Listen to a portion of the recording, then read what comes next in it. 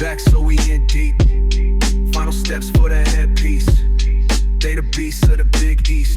Coach Kim English, Providence basketball, Big East. I'm here because I'm paying homage to the Big East, the conference that when I left Michigan, I gravitated towards. It's good, different brand of basketball. But I want to take you back to early Kim English in Baltimore. AI or Juan Dixon? Well, I'm obviously biased, and hate to go against the Big East right off the bat, but it's got to be Juan Dixon for me. Okay. AI was. You were a baby then. You were like 8, 9 years old? 6, not even. Yeah. He played at Georgetown. He was drafted 96 or 97, so I was born in 88. So I was 7 or 8, when AI was playing. So I didn't even know who he was as a college player. So definitely national champion, tournament, most outstanding player, Juan Dixon. Juan Dixon had basketball in the chokehold. Yes, he did. At that time. So my time is before you were born, and that was AI, Zoe Morning, and all those guys. So I know all of your relatives and uncles and aunts, and everybody knew about. Ton of family, David Wingate's my cousin. Okay. So yeah, no doubt. So the Big East roots go deep. Yeah, for sure. All right, so you're coaching here in the Big East, and there's a legacy of just great coaches. Some of the games, the best coaches the games has ever seen. John Thompson, Louis Conaseca, Raleigh Massimino, Coach Cooley, Jay Wright, Jim Boeheim, Calhoun, right? And now there's a new generation. Like all of those guys were defined, they had a different style, right? Each guy had their own little personality. Now it's you, it's Shaka, it's Dan Hurley, it's Shaheem, right? And then you have the OGs who were back in, Cooley, Miller, and Patino. But like this new group of you, Shaheem, Shaka, Dan Hurley, do you guys like understand the magnitude of what Big East coaching is about? Like, legends are made in the Big East. Yeah, no, I think Jim Boeheim, Jamie Dixon, Dave Gavitt, Rick Barnes, obviously Coach Thompson and Carnesecca and Rowley and those guys. But I think, when you talk about Shaheen and you talk about Dan, they played in the league. Yeah. They know the Big East more than anyone. Yeah. They put the jersey on, they sweat, they bled, they cried, for their programs in this league. Everyone understands and respects the history, absolutely. Great past history of coaches and currently still. Yeah. The coaches in this league, Patino, Dan, Sean, Greg, Shaka, Thad Matta. Yeah. Thad Matta's been a Final Four, some of the best coaches in the history of the game still. Yeah. So the Big East consistently has been packed with great coaching talent. 3 of which have come through here. Patino and Cooley and myself. Right, yeah. So Patino, you would be Cooley, the and third. myself, yeah. What is it about the Big East brand of basketball that kind of sets it apart from the rest of the basketball world? Yeah, that's a great question. I think two big things stand out. Honestly, 3. One, the city. Mm-hmm. They're all cities. You're in the city. You're in Philadelphia. You're in New York. You're in Newark.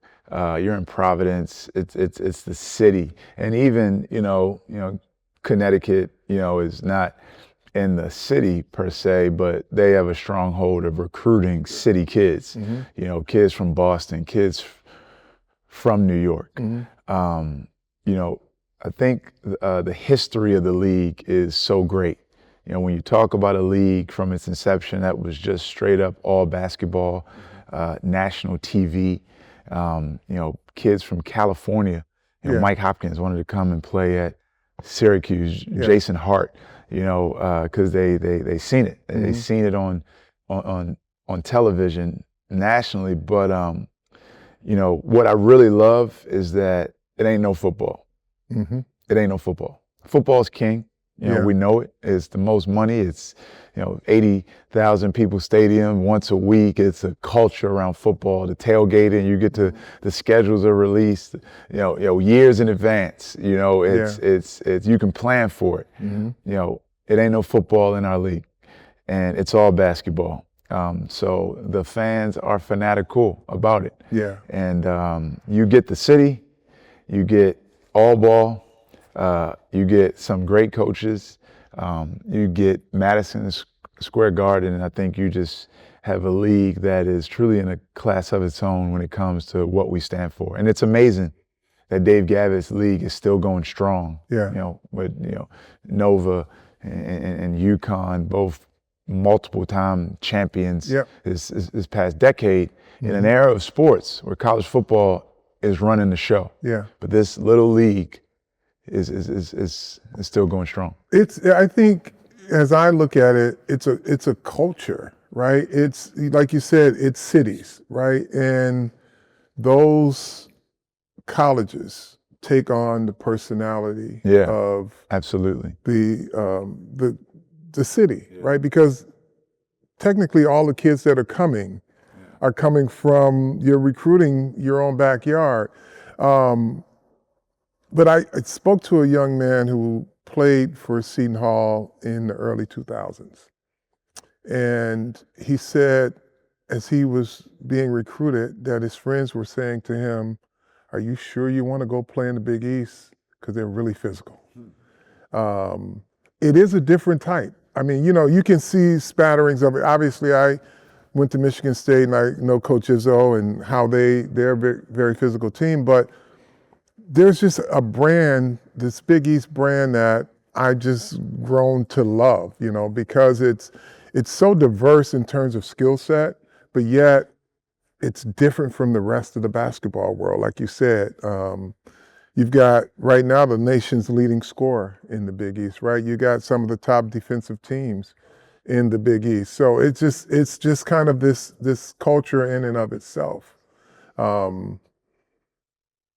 What do you as young coach in this conference feel it takes to come out? Like, everybody's battle tested. Once they get into the tournament, it seems like, you know. Yeah, you got to be. You have to be really, really, really good, you know, to win in this league. And you know, it's looking like St. John's is going to win the regular season this year. You know, Connecticut last season, Marquette the year before that, all different, all different. But the beauty of it is you have to be able to play every type of way, you know, to win it. You're going to see it all in this league. You're going to see it all if you want to come through. Marquette, again, 3 years ago, Connecticut, you know, last season, St. John's is on their path this season. But, you know, you have to be very, very tough. You have to be tough on both sides of the ball. You have to be tough in guarding the basketball. You have to be physically tough from a conditioning standpoint to run in transition to score, to run in transition and get your defense set up. You have to be physically tough to simply secure defensive rebounds. I mean, when you're playing St. John's and Zuby Ejiofor and R.J. Lewis and Kadari Richmond and, I mean, the kid Ruben Pratt, they go to the glass like absolute banshees. So you have to be able to withstand that. And you got to be good at all facets of the game. You got to be able to withstand full court pressure from Seton Hall or St. John's. You got to be able to score over 7'2" length at the rim, possible 4-time Defensive Player of the Year, Ryan Kalkbrenner. So every team gives you a different look, and you have to be really, really good. So when these teams from the Big East enter into the tournament, it's no surprise that they fare well, right? Because playing in the Big East pretty much battle tests you for any type of basketball. Yeah, absolutely. I mean, UConn, I think, last season they lost at Kansas, and that was their only loss outside of league play.